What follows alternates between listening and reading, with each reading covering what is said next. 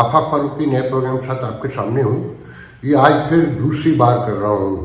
पूरा प्रोग्राम तय हो गया। ये कॉर्डलेस माइक क्या लिया है मैंने कि मुझे तो समझ ही नहीं आ रहा है कि कहीं वॉइस आती है कहीं नहीं आती है। बहरहाल मोरू यकीनन अमेरिका है पहले और फिर पाकिस्तान है। बड़ी इंपॉर्टेंट खबरें हैं कि लाहौर के जलसे को हाई कोर्ट ने कहा है कि फ़ौरन फैसला करें कि जी इजाज़त देनी कि नहीं देनी है। और ताज़ी तला ये कि जी इंटेलिजेंस कमेटियाँ बैठी हैं और बताया जा रहा है कि जी मुश्किल है कि उस दिन चैम्पियन ट्रॉफी भी है और इंटरनेशनल स्पीकर कॉन्फ्रेंस भी है और कैटल शोज भी शुरू होने जा रहे हैं मवेशियों के खेलता पंजाब में। तो नामुमकिनात में से क्रैक डाउन पीटीआई के खिलाफ फिर शुरू हो चुका है। अभी अभी डोनाल्ड ट्रंप ने जो एनुअल ब्रेकफास्ट होता है उसमें तकरीर की है। बड़ी दिलचस्प तकरीर है कि एक तो ट्रेडिशनल बातें हैं कि जी अमेरिका को एक बड़ा प्रॉस्पर कंट्री बनाना है, दुनिया में इसके वक़ार में इजाफा करना है और अमेरिकन हमेशा एक कौम बन के रहेंगे और 250 साल भी अमेरिका के मुकम्मल होने जा रहे हैं। तो उस हवाले से और साथ में कि आज की दुनिया में दरमियानी रास्ता तलाश करना बहुत मुश्किल है। और फिर एक दिलचस्प बात उन्होंने ये की कि एयर ट्रैफिक सिस्टम जो भी एक जहाज़ रेगन एयरपोर्ट के पास गिरा एक फौजी हेलीकॉप्टर, उन्होंने कहा कि हम एक computerise new traffic control system लेकर आ रहे हैं और मेरा अपना ज़ाती जो जहाज़ है उसका जो एयर ट्रैफिक कंट्रोल सिस्टम है वो किसी और मुल्क के पास है जिसका नाम मैं नहीं बताऊंगा। अमेरिका जैसे मुल्क में अगर ये हालात हैं कि प्राइवेट जेट का एयर ट्रैफिक कंट्रोल सिस्टम किसी और मुल्क के पास है तो वाकई सवालिया निशान है पिछली हुकूमतों पर। और फिर डोनाल्ड ट्रंप जो गाजा के हवाले से उन्होंने बयान दिए उससे वजाहतें आना शुरू हो गई कि उनका कहीं मफहूम ये नहीं था कि वो कब्जा कर लेंगे, फ़ौज भेजेंगे। कोई फ़ौज नहीं भेज रहे। वो तो तामीर नौ चाहते हैं और चाहते हैं कि वहाँ से लोग फौरी तौर पर मूव हो जाएँ इजिप्ट जॉर्डन में और ताकि तेज़ी के साथ वहाँ पर तामीर नौ का काम किया जा सके और हम ऐसी अजीम तामीर नौ करेंगे कि दुनिया देखती रह जाएगी। मगर एक ये ग्रेजुअली सिलसिला होगा, बतदरीज होगा, इसमें आहिस्तगी होगी पुख्तगी लाने के लिए। और पूरी दुनिया का रिएक्शन सबको पता है कि पूरा यूरोप तकरीबन, ऑस्ट्रेलिया, कनाडा और स्पेशली सऊदी अरब ने बड़ा ज़बरदस्त स्टैंड लिया है। कहना चाहिए कि दो रियासती हल के अलावा कोई दूसरा रास्ता नहीं है और फ्रांस से लेकर जर्मनी और सभी ये बात कह रहे हैं कि दो रियासती हल हो वरना इससे एक नई जंग शुरू होगी। मगर देखें आने वाले दिन क्या कहते हैं कि मुझे तो अजीब सा लगता है कहते हुए कि दुनिया रीशेप होने जा रही है, मामला तेज़ी से मुख्तलिफ चीज़ें अगर आप गौर करें तो बहुत अजीब सी फीलिंग है मेरी। इमिग्रेशन के ख़िलाफ़ जो क्रैक डाउन है वो भी जारी है और बड़ी तब्दीलियाँ भी आनी है अमेरिका में आने वाले दिनों में। मैं साथ में यहाँ ये भी जिक्र कर दूँ कि एक पाकिस्तानी डॉक्टर मैरीलैंड में रहते हैं, सेंट मेडिकल कॉलेज कराची के पढ़े हुए हैं, 20 साल से प्रैक्टिस करते हैं, अपने इलाके की इस्लामिक सोसाइटी के 10 साल से सदर भी हैं मगर पॉलिटिकली एक्टिव हैं।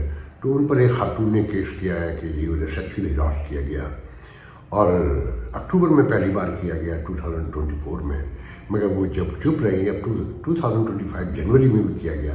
देन शी स्पीक आउट और उसने मुकदमा दर्ज किया है।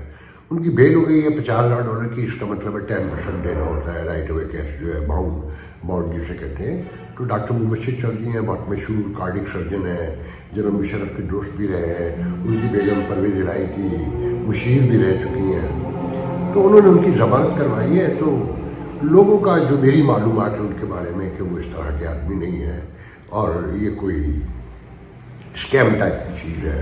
अल्लाह बेहतर जानता है। बहुत सारे लोगों के साथ हुआ है, कोई भी कुछ कह दे तो 2 मिनट में अरेस्ट हो जाता है ख़वातीन के मामले में और मुश्किलात पेश आती हैं, ख़ानदान बर्बाद हो जाते हैं। तो अल्लाह ताला डॉक्टर साहब पे रहम करे। मैं उनका नाम जानबूझ के नहीं लूँगा कि अच्छा नहीं लगता। दुआ कीजिए कि अगर गलत फॉल्स केस है तो अल्लाह ताला उन पर रहम फरमाए अपना। तो अमेरिका का तो फौरी तौर पे ये कि जी गाज़ा के हवाले से बहुत ज़्यादा بے قراری و بے چینی ہے پوری دنیا میں. کہ چین سے ابھی گفتگو نہیں ہوئی ہے. چین جس نے اپنا ٹیرف کا اعلان تو کر دیا ہے جوابی کارروائی کے طور پر. تو معاملات آگے بڑھتے جائیں گے تو چیزیں سامنے آہستہ آہستہ آتی جائیں گی. دیکھیں پاکستان میں تو پہلی خبر تو یہ ہے کہ جناب پی ٹی آئی کو جلسہ نہیں کرنے دیں گے لاہور میں. سوابی میں کر لیں گے اور پکڑ دھکڑ ہوگی. خان صاحب اور ان کے لوگ جتنے ہیں, ووٹ کتنا بڑا نمبر ہو مگر لوگ نہیں نکلتے اس ملک میں, اس سوسائٹی میں, اپنے حقوق نہیں پہچانتے. وہ کسی بھی سیاسی جماعت میں ہو, 2 4 10 20 پھانسیاں بھی ہوئی ہیں, کوڑے بھی کھائے ہیں لوگوں نے, مگر جس تعداد میں اپنے حقوق کے لیے لوگوں کو نکلنا چاہیے وہ نہیں نکلتے. تو کشمیر کے حوالے سے میں کوئی بات کرنا چاہوں گا کہ کل سالیڈیٹی ڈے تھا. سب کو پتہ ہے جس طرح سے ہوتا ہے سارا, کل اس پہ گفتگو بھی کی تھی. شام کو جو ٹاک شوز تھے تو ایک ٹاک شو پہ میں بات کرنا چاہوں گا. کیپٹن ٹاک میں مشاہد حسین سید جو ایک نون اسٹیبلشمنٹ کے اسکالر ہے, اور نسیم زہرا وہ بھی انہی کے حوالے سے مشہور ہے, انہوں نے بڑی عجیب باتیں کی ہیں کہ جی انٹرنیشنلی حماس کے حوالے سے بات ہو رہی تھی. ایک تو یہ بتایا جاتا ہے کہ فلسطین اور کشمیر ملتے جلتے ایشو ہیں. مجھے نہیں پتا کیسے ملتے جلتے ہیں. فلسطین جو ہے اس کی سراؤنڈنگ میں پورا مڈل ایسٹ ہے, 10-12 ملک جڑتے ہیں, سب کی سلامتی اس سے جڑی ہوئی ہے. یہ ایک آئسولیٹڈ معاملہ ہے انڈیا پاکستان کے درمیان. سراؤنڈنگ میں جو 2-4 ملک ہیں ان کا کوئی لینا دینا نہیں ہے, کوئی تعلق نہیں ہے. انڈیا کے سراؤنڈنگ میں تو کوئی نہیں, ہمارے ہی ہیں. افغانستان ہے وہ انڈیا سے بڑے بہترین تعلقات ہیں اس کے ہمیشہ سے, اور ایران کا پاکستان انڈیا سے کوئی بارڈر نہیں لگتا. یا چائنا جو ہے آپ کے ساتھ ہے, انڈیا کے ساتھ نہیں ہے, مگر اس میں ایک خاص اسٹینڈ ہے اس کا, وہ آپ کے حق میں بیان دیتا ہے, آپ کے لیے کوئی بڑا کام نہیں کرتا.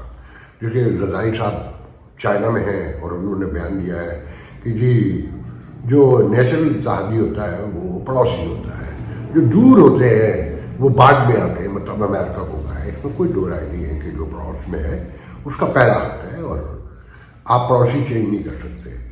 تو مگر انڈیا بھی بالکل برابر میں ہے, اس سے تعلقات قائم ہونے چاہیے.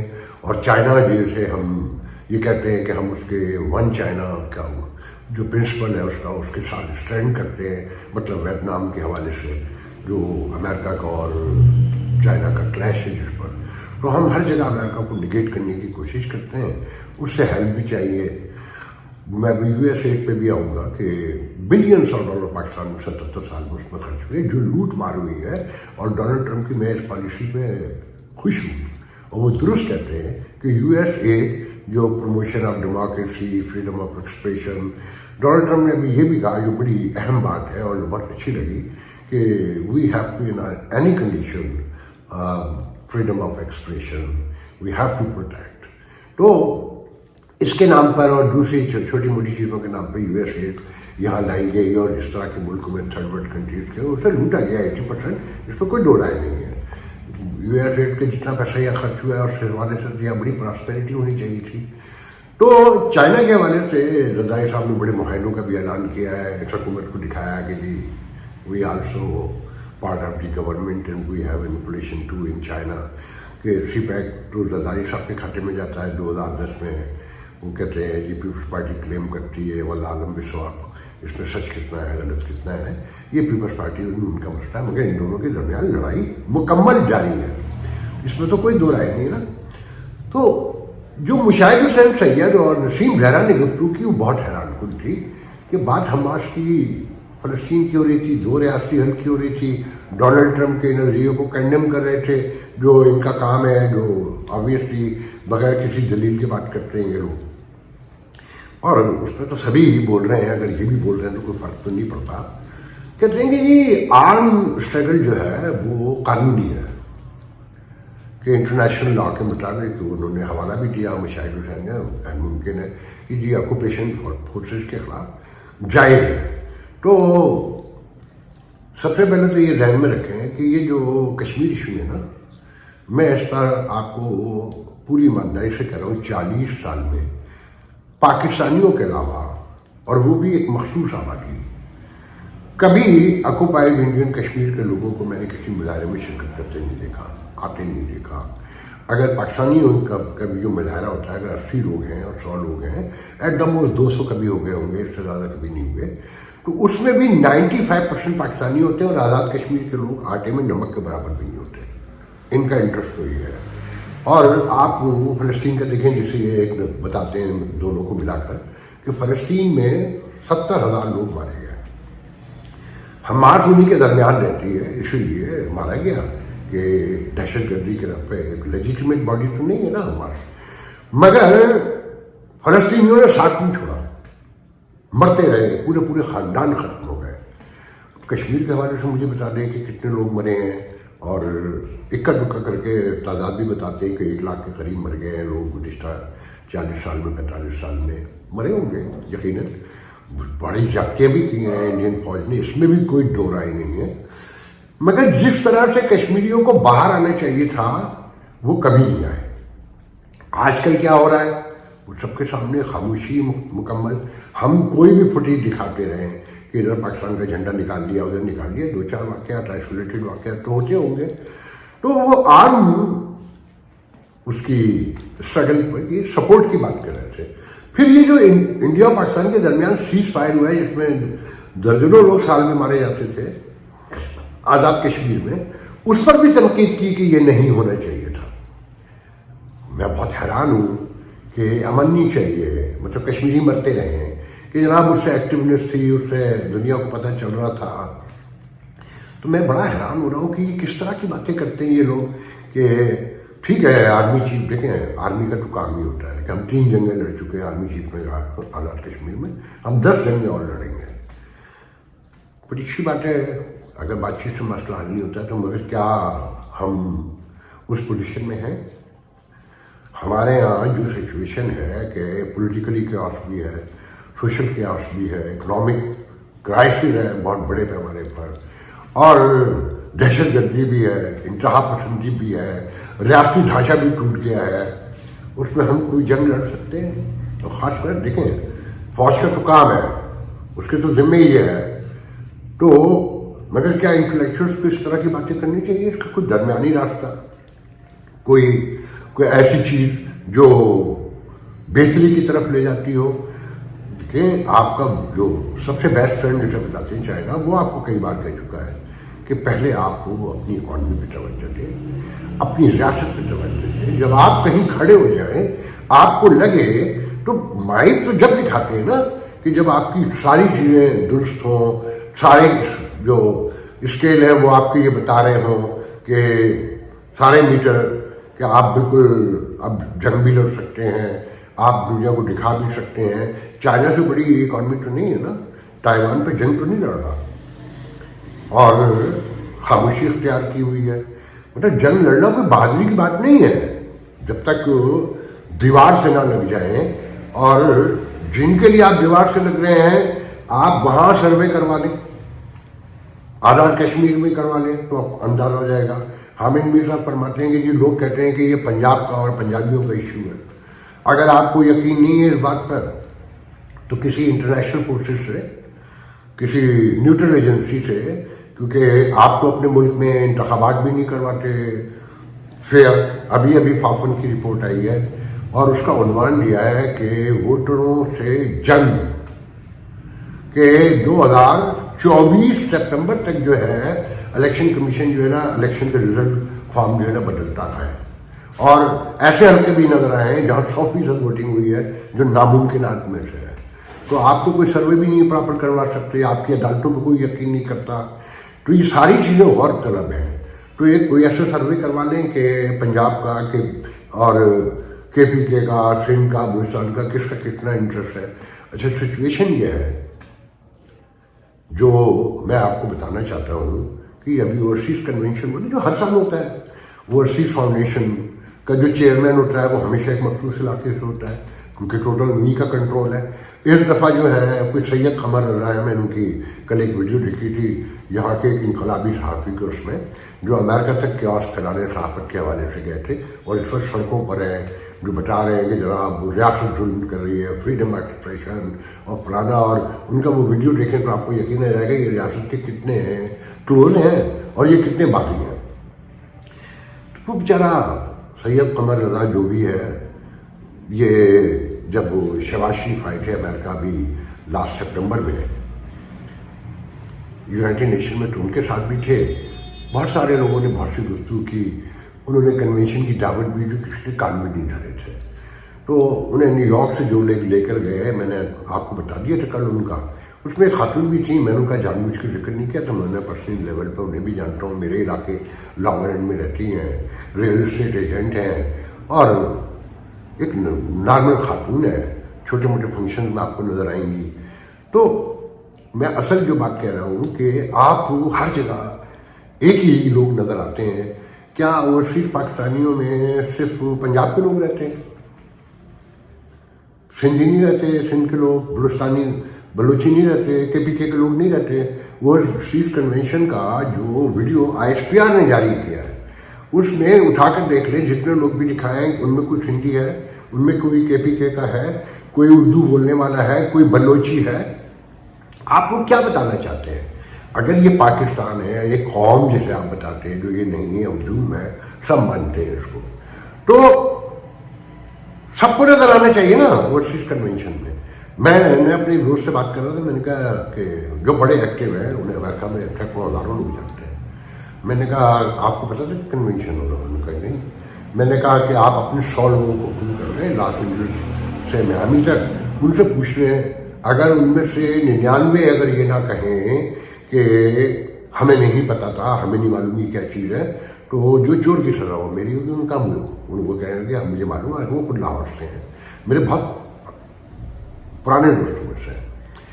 تو اچھا پھر امریکہ جیسے ملک سے کوئی پریزنٹیشن ہوگی نا، ریپرزنٹیشن تو چھوڑے، پریزنٹیشن بھی کوئی چیز ہوتی ہے نا۔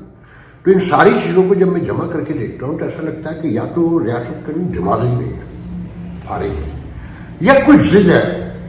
وہ جو مشہور ہے کہ سارا باب اٹھتے رہے گا، بس ٹھیک ہے، جس نے جو کرنا ہے کر لو۔ اور دیا گیا ہے اوورسیز کنونشن میں کہ یہ بہت بڑی کامیابی بتا رہے ہیں کہ باہر سے آنے والوں کو 2 مہینے الاؤ کرتے ہیں اگر وہ خون لے کر آئے، کہ بغیر رجسٹریشن کے آپ اپنی سم یوز کر لیں، وہ 4 مہینے ہو گئی ہے۔ گرین چینل کا اعلان کر دیا ہے۔ گرین چینل تو نواز شریف کے دور میں پہلے بھی تھا، کتنا لوگوں کو فائدہ ہوتا تھا، اس سے کیا کیا ہوتا تھا وہ کس کو نہیں پتا ہے۔ یا اب 99.9% چھوڑ دیں گے۔ میں نے آپ کو کل سول ایویشن کا واقعہ سنایا تھا نا۔ تو ایک ایسے ملک میں جہاں کوئی اصول نہیں ہے، قانون نہیں ہے، میرٹ نہیں ہے، انصاف نہیں ہے، جہاں اقربا پروری ہے، جہاں دولت کا کھیل ہے، وہاں اگر اعلان جو ہے، آئین تو موجود ہے نا، اس پہ کون عمل کرتا ہے؟ آئین کمزور کے لیے ہے، قانون بھی کمزور کے لیے، انصاف بھی بڑے آدمی کے لیے، آپ کے میرے لیے نہیں ہے۔ تو اس طرح کی چیزیں کرنے میں بتانا ہی چاہتا ہوں کہ کشمیر ایشو پر یا دنیا کے کسی بھی ایشو پر پہلے ہمیں اپنی امپورٹنس، اپنا سائز، اپنی جو لفظ استعمال ہونے چاہیے وہ تو میں نہیں کر سکتا، تو سب چیزیں کاؤنٹ کرنی پڑیں گی نا، ویلیویٹ کر کے پھر آپ آگے بڑھیں گے نا۔ جو آپ کے خاندانی پشتینی اسکالر ان کو بٹھا کے وہ کہتے ہیں کہ دیکھیں جی جب بھٹو نے بم بنایا تو اس وقت ہماری اکانومی کی کیا اوقات تھی، جنگ لڑنے کے حوالے سے مشاہد حسین فرماتے ہیں ہمارے پاس کیا اکانومی تھی، ہم نے بم بنا کے دکھایا نا۔ یا جب 1947 میں قائد اعظم نے آزاد کشمیر لیا تو ہماری اس وقت کیا اکانومی تھی، اس وقت تو انڈیا کی بھی کوئی اکانومی نہیں تھی۔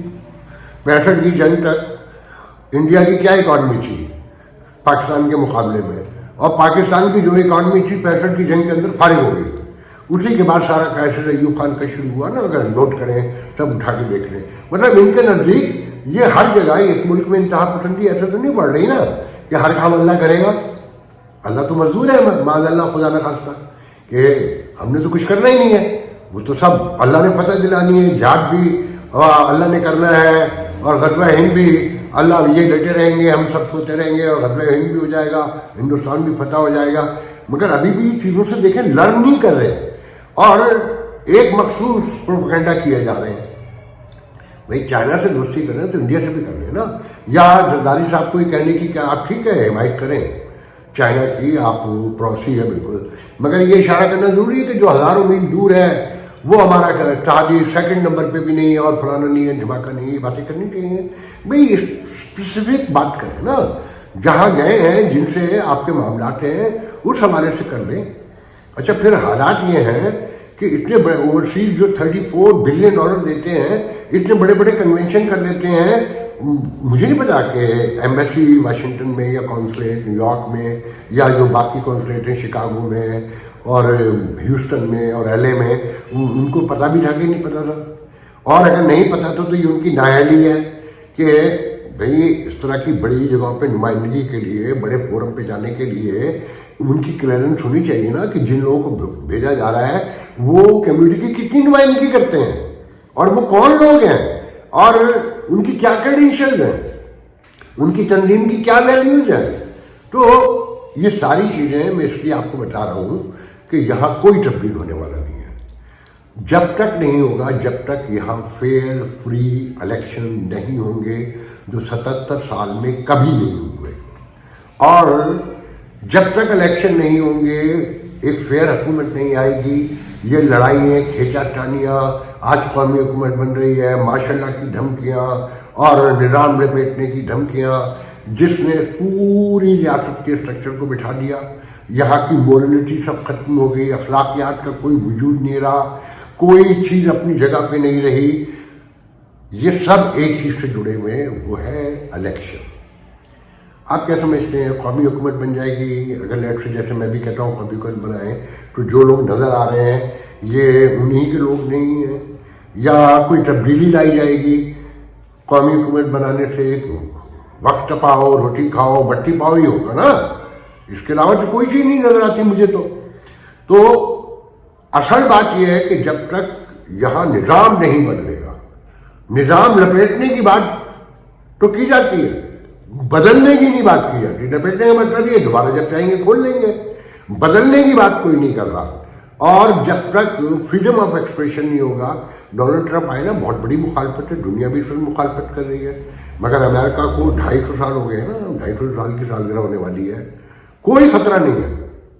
عوامی ووٹ سے آئے ہیں, ان کی رسپیکٹ ہونی چاہیے, ان پر تنقید بھی ہوتی رہے گی. ان کے فیصلوں سے میں ایگری نہیں کرتا ہوں, ان کے بہت سے فیصلوں سے, مگر USA میں جو انہوں نے کیا کہ سب بند کر دیا, تحقیقات شروع کر دی کہ 80% لوٹ مار ہوتی تھی اور کھا لیا جاتا تھا. جو تیسری دنیا کے ملکوں میں ہمیں نہیں پتا کہ سندھ میں ایمبیسڈر جایا کرتے تھے امریکن, مختلف جیک مواد سے لے کے میں نے پروگراموں میں بتایا کہ جی ڈپٹی کمشنر کہتا ہے USA والوں سے کہ پہلے جا کے زرداری کو حاضری دو. یہاں تو یا باقی جو تیسری دنیاؤں کے ملک ہیں, تیسری دنیا ہوتی کیوں ہے؟ اسی بنیاد پہ ہوتی ہے نا کہ کوئی انصاف نہیں ہوتا, قانون نہیں ہوتا, میرٹ نہیں ہوتا, امن و امان نہیں ہوتا, قانون کی عملداری نہیں ہوتی. وہ میں آپ کو یاد ہوگا برسوں سے بتا رہا ہوں کہ تیسری دنیا کہتے ہی اسے جہاں کوئی نظام نہ ہو, جہاں میرٹ نہ ہو, انصاف نہ ہو, قانون نہ ہو. تو ابھی پچھلے دنوں جو 2 نوبیل ملے ہیں مشترکہ طور پہ, وہ اسی تھیوری پہ ملے کہ تیسری دنیا کہتے ہی اس کو ہے جہاں یہ تینوں چیزیں ناپید ہوتی ہیں. تو آپ لوگوں کو اپنے شعور کا مظاہرہ کرنا ہوگا کہ PTI جیتتی ہے, PTI کو جیت رہے ہیں, مسلم لیگ نون دوبارہ آتی ہے اسے آنے دیں, پیپلز پارٹی آتی ہے انہیں آنے دیں. مگر یہ جو آنیا جانیا ہے نا کہ ایک دوسرے کو دکھانے کے لیے باپ چلا گیا چائنا میں بیٹھا ہے اور بیٹے کی خبر آ رہی ہے کہ جی وہ ڈونلڈ ٹرمپ کے ڈنر میں تھے اور ڈپلومیسی کا معاہد جو ہے نا ان دونوں باپ بیٹوں نے سنبھال لیا ہے. تو یہ سازش کی بو آ رہی ہے کہ یہ نظام واقعی نپٹنے جا رہا ہے, کوئی قومی حکومت بن رہی ہے, یا ودن حکومت جو ہے نا پرائم منسٹر چینج ہو رہا ہے, کیبنٹ چینج ہو رہی ہے اور تھنگس لائک دیٹ. تو ان ساری چیزوں کی روشنی میں آپ کا رول بنتا ہے, آپ نے دیکھنا ہے کہ جب تک اس ملک میں چیزیں, ریاست جن چیزوں کو مینیج کرتی ہے اگر وہ درست نہیں ہوں گی, آپ ہم کہیں نہیں پہنچیں گے. اور انڈیا سے لڑنے کی جو باتیں کرتے ہیں یہ پیڑ لوگ ہیں, یہ خاندانی لوگ ہیں. میں بہت سی باتیں نہیں کرنا چاہتا. یہی مشاہد حسین سید نواز شریف کے وزیر اطلاعات تھے.